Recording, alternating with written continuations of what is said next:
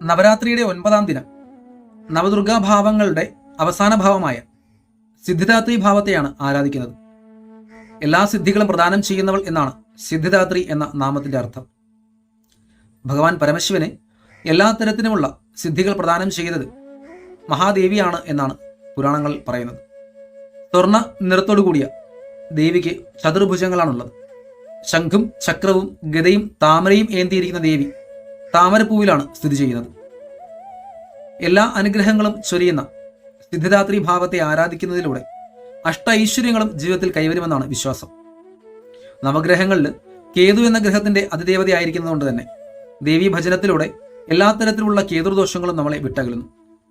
9ാം ദിനം സിദ്ധിദാത്രി ദേവിയെ പ്രാർത്ഥിച്ചുകൊണ്ട് എല്ലാ സിദ്ധികളും, എല്ലാ വരങ്ങളും, എല്ലാ ഐശ്വര്യങ്ങളും നമ്മളിലേക്ക് കുടിയിരുത്തുവാൻ നമുക്ക് ഏവർക്കും സാധിക്കട്ടെ എന്ന് സിദ്ധിദാത്രി നാമത്തിൽ പ്രാർത്ഥിക്കുന്നു.